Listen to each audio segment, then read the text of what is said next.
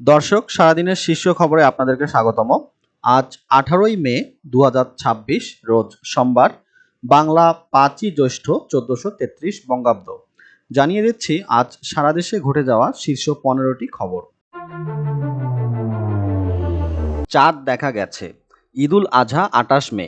বাংলাদেশের আকাশে পবিত্র জিলহজ মাসের চাঁদ দেখা যাওয়ায় আগামী মঙ্গলবার 19 মে থেকে 1447 হিজরি সনের জিলহজ মাস শুরু হবে। জাতীয় চাঁদ দেখা কমিটির সিদ্ধান্ত অনুযায়ী আগামী 28 মে দেশে পবিত্র ঈদুল আজহা উদযাপিত হবে এবং 27 মে পালিত হবে আরাফাতের দিন। ধর্মমন্ত্রী কাজী শাহ মোফাজ্জল হোসেন কায়কোবাদ কক্সবাজারে চাঁদ দেখতে পাওয়ার বিষয়টি নিশ্চিত করেছেন। 24 ঘন্টায় হাম সন্দেহে 5 জনের মৃত্যু। স্বাস্থ্য অধিদপ্তরের তথ্য অনুযায়ী গত 24 ঘন্টায় সারা দেশে হাম সন্দেহে আরও 5 জনের মৃত্যু হয়েছে। একই সময়ে সন্দেহজনক হাম রোগী শনাক্ত হয়েছেন 1405 জন এবং নিশ্চিত রোগী 89 জন।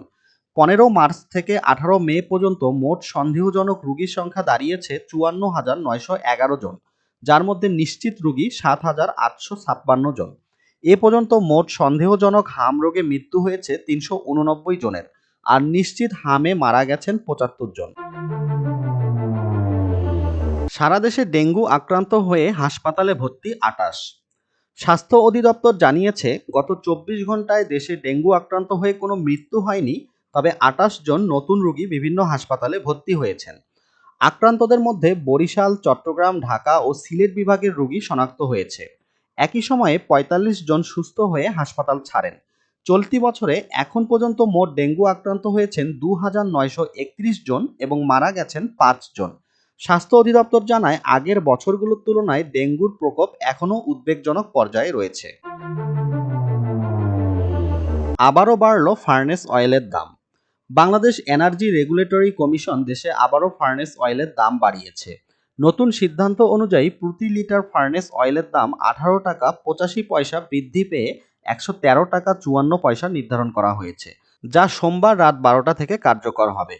এর আগে এপ্রিল মাসে দাম 24 টাকা বাড়ানো হয়েছিল। ফার্নেস অয়েল মূলত তাপ ও বিদ্যুৎ শক্তি উৎপাদনের জন্য বিভিন্ন শিল্পে, যেমন বিদ্যুৎ কেন্দ্রের বয়লার, শিল্প কারখানার চুল্লি, সমুদ্রগামী জাহাজ এবং গার্মেন্টস কারখানার জেনারেটরে এটি প্রধান জ্বালানি হিসেবে ব্যবহৃত হয়। বাংলাদেশকে $350 মিলিয়ন ঋণ দিচ্ছে বিশ্বব্যাংক। বিশ্বব্যাংক বাংলাদেশকে এলএনজি আমদানির জন্য $350 মিলিয়ন ঋণ অনুমোদন করেছে। বৈশ্বিক জ্বালানি বাজারের অস্থিরতা ও মধ্যপ্রাচ্যের সংঘাতের কারণে এলএনজির দাম ও সরবরাহ ঝুঁকি বাড়ায় এই অর্থায়ন দেওয়া হয়। এই অর্থায়ন বাংলাদেশের জ্বালানি নিরাপত্তা জোরদার, এলএনজি সরবরাহ স্থিতিশীল রাখা এবং ব্যয়বহুল স্পট মার্কেটের উপর নির্ভরতা কমাতে সহায়তা করবে। পাশাপাশি বিদ্যুৎ উৎপাদন, শিল্প কারখানা ও কর্মসংস্থানে ইতিবাচক প্রভাব পড়বে বলে জানিয়েছে বিশ্বব্যাংক।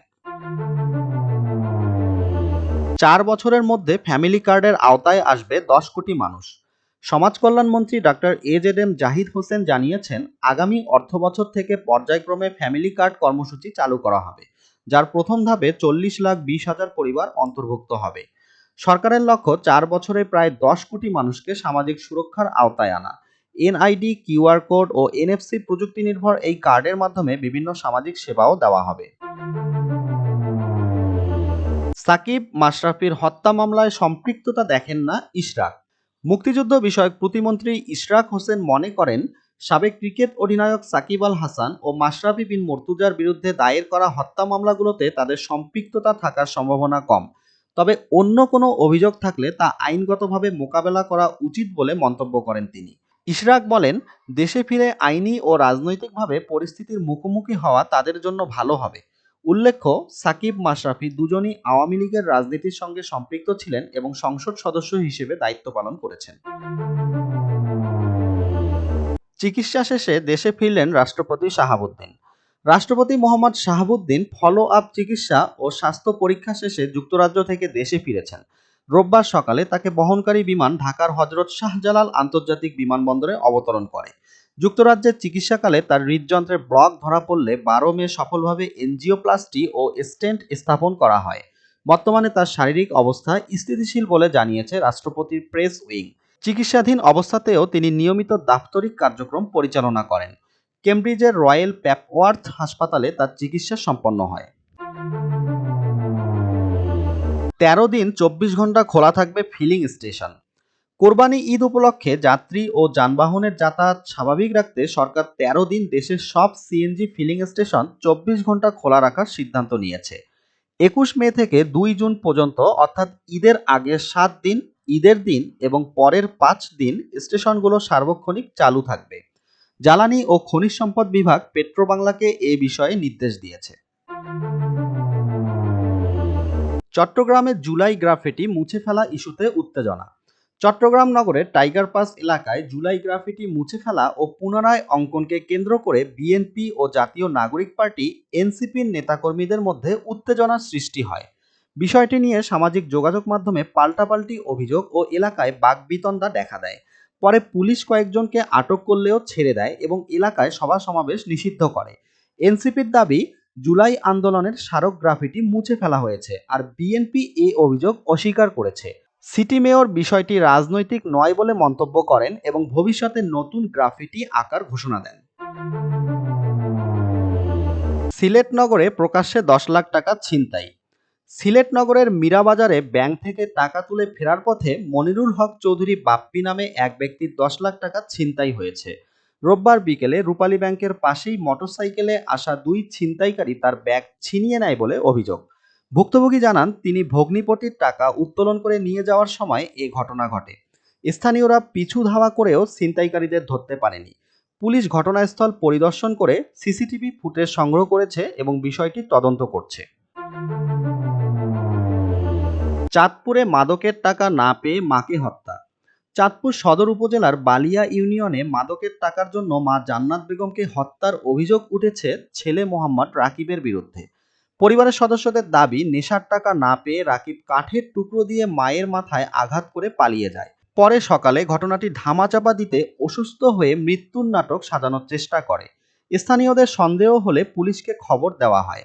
পুলিশ লাশ উদ্ধার করে রাকিব ও তার ছোট ভাইকে আটক করেছে। এ ঘটনায় এলাকা জুড়ে শোক ও ক্ষোভের সৃষ্টি হয়েছে। ছিনতাইকারীর টানে কান ছিঁড়ল অভিনেত্রীর, হাসপাতালে ভর্তি। 80-র দশকের জনপ্রিয় অভিনেত্রী রঞ্জিতা কণা রাজধানীর রামপুরায় ছিনতাইকারীর হামলায় গুরুতর আহত হয়েছেন। এফডিসিতে চলচ্চিত্র শিল্পী সমিতির নির্বাচন শেষে বাসায় ফেরার পথে রোববার রাতে এক ছিনতাইকারী তার কানের দুল ছিনিয়ে নেয়। এতে তার কান ছিঁড়ে যায় এবং প্রচুর রক্তক্ষরণ হয়। পরে সহকর্মীরা তাকে হাসপাতালে নিয়ে যান, যেখানে 7টি সেলাই দেওয়া হয়। বর্তমানে তিনি চিকিৎসাধীন ও পর্যবেক্ষণে আছেন। এখনও এ ঘটনায় কোনো মামলা বা জিডি হয়নি, তবে আইনি পদক্ষেপের কথা ভাবছেন তিনি। সেই কুখ্যাত মেডিকেল কলেজ প্রভাষকের 21 বছরের কারাদণ্ড। সিরাজগঞ্জে শিক্ষার্থী আরাফাত আমিন তমালকে গুলি করার ঘটনায় শহীদ এম মনসুর আলী মেডিকেল কলেজের প্রভাষক ডক্টর রায়হান শরীফকে 21 বছরের কারাদণ্ড দিয়েছেন আদালত। অবৈধ অস্ত্র, গুলি ও ম্যাগাজিন রাখার দায়ে তাকে 2টি ধারায় পৃথক সাজা দেওয়া হয়। 2024 সালের মার্চে মৌখিক পরীক্ষার সময় তিনি তমালের পায়ে গুলি করেন। পরে পুলিশ তার কাছ থেকে বিপুল পরিমাণ দেশি বিদেশি অস্ত্র উদ্ধার করে। আদালত রায়ে উল্লেখ করেন, একজন শিক্ষক হয়েও তিনি বেআইনি অস্ত্র বহন করে গুরুতর অপরাধ করেছেন। পাকিস্তানকে পাহাড়সম লক্ষ্য ছুড়ে দিল বাংলাদেশ। সিলেট টেস্টের 3য় দিনে পাকিস্তানের বিপক্ষে দ্বিতীয় ইনিংসে বাংলাদেশ জাতীয় ক্রিকেট দল 390 রানে অল আউট হয়। প্রথম ইনিংস মিলিয়ে সফরকারীদের সামনে জয়ের লক্ষ্য দাঁড়ায় 437 রান। ইনিংসে লিটন দাস ও মুশফিকুর রহিম গুরুত্বপূর্ণ জুটি করে দলের রান এগিয়ে নেন, যেখানে লিটন 69 রান করেন এবং মুশফিক টেস্টে নিজের 14তম সেঞ্চুরি করেন। শেষ দিকে নিয়মিত উইকেট হারালেও বাংলাদেশ বড় লিড নেয়। দর্শক, এই ছিল আজকের শীর্ষ খবরগুলো। প্রতিদিনের সকল আপডেট খবরাখবর পেতে আমাদের সঙ্গেই থাকুন। ধন্যবাদ।